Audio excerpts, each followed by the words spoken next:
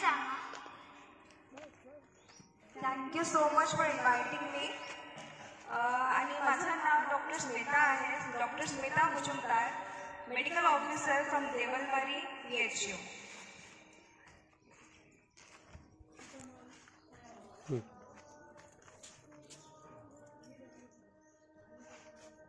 Madam, ताप कशामुळे येतो?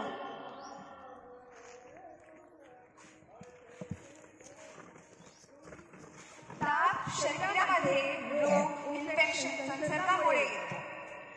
याचे रिझन काय असते? व्हायरस किंवा बॅक्टेरियल इन्फेक्शन असो, इन्फ्लेमेशन असो, आणि काही पण शरीरामध्ये जे पण काही पण रोग जर लागलं तर ताप सर्वात आधी येतो. ताप हा इन्फ्लेमेशन बॉडीमध्ये एक रिॲक्शन करते, ज्याच्यामुळे तापामुळे जे शरीराचे किटाणू असतात त्यांना थांबवण्यासाठी ताप येण्याचं खूप महत्त्व राहते. मॅडम, सर्दी खोकला कशामुळे होतो? सर्दी खोकला हा मोस्टली कसं ॲलर्जिक रिॲक्शन असते.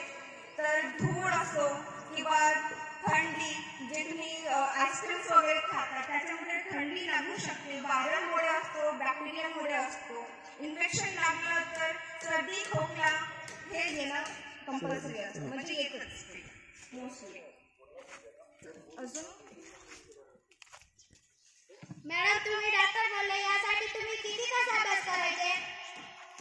मोस्टली 5 ते 9 तास, तर 9 तास कंपल्सरी होतं. जेव्हा मी स्कूलमध्ये होती तेव्हा 4 ते 5 तास. आणि जेव्हा मी कॉलेजमध्ये गेली, जेव्हा मी डॉक्टरीची शिक्षा करत होती, ग्रहण करत होती, तेव्हा 9 ते 12 तास अभ्यास करणं कंपल्सरी होतं. त्याच्यावरती पण जायचं, पण मोस्ट प्रोबेबल 9 to 12 आवर्स मी अभ्यास करायची डेली. मॅडम, आम्हाला कोणतेही बिमारी होऊ नये यासाठी आम्ही काय खायला पाहिजे?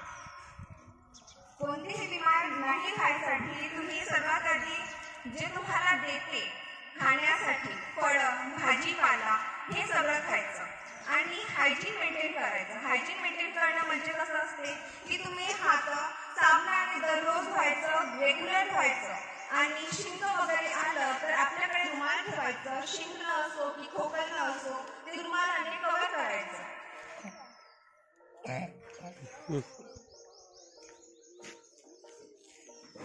मॅडम, आमचे आजोबा खूप खोकलतात. त्यांचे खोकला कमी होत नाही, उपाय सांगा.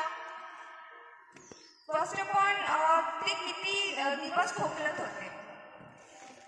एका आठवड्याच्या वरती जर असेल, 1-2 आठवड्याच्या वरती जर असेल तर त्यांना दवाखान्यात घेऊन जाणं खूप आवश्यक आहे. होऊ शकते त्यांना TB किंवा ब्रॉन्कायटिस, लंग इन्फेक्शन होऊ शकते. त्याच्यामुळे तपासणी करणं खूप गरजेचं आहे. डॉक्टरांना दाखवणं खूप इम्पॉर्टंट आहे. मॅडम, कोरोनासारखा नवीन व्हायरस HMPV आला आहे, याविषयी तुम्ही काय सांगाल? HMPV जे आहे याच्यापासून घेऊ नका. जसं आपण कोरोनापासून जिंकलो आहोत तसं HMPV पासूनही जिंकू शकतो. आणि HMPV हा नवीन व्हायरस नाही आहे, हे 2001 मध्ये आला होता, अगोदरपासूनच आहे. पण याच्यापासून आपण वाचू कसे? तर हात धुणं, जसं मी आधी पण सांगितली होती, हात सतत धुणं, सॅनिटायझरचा वापर करणं, मास्क लावून राहायचं आणि जे पण इन्फेक्टेड असो त्याच्यापासून थोडंसं दूरी डिस्टन्स मेंटेन करायचं. अजून फर्स्ट ऑफ ऑल आपण पोषक तत्व जे आहे इम्युनिटी बूस्टिंग करण्यासाठी आपण भाजीपाला, हिरवी भाजीपाला असो, फळं असो ते खायचं. याच्याने आपण करू शकतो, घ्यायची काही आवश्यकता नाही. मॅडम, आम्ही अभ्यास कसे करावे व किती तास करावे याविषयी आम्हाला मार्गदर्शन करा. अभ्यास करणं ओके, तर याच्यामध्ये कसं हार्डवर्क खूप इम्पॉर्टंट असते. रेग्युलर हार्डवर्क, पर्सिस्टंट आणि एक प्लॅनिंग अनुसार अभ्यास केला तर अभ्यास छान होते, तुम्हाला आठवणी राहते.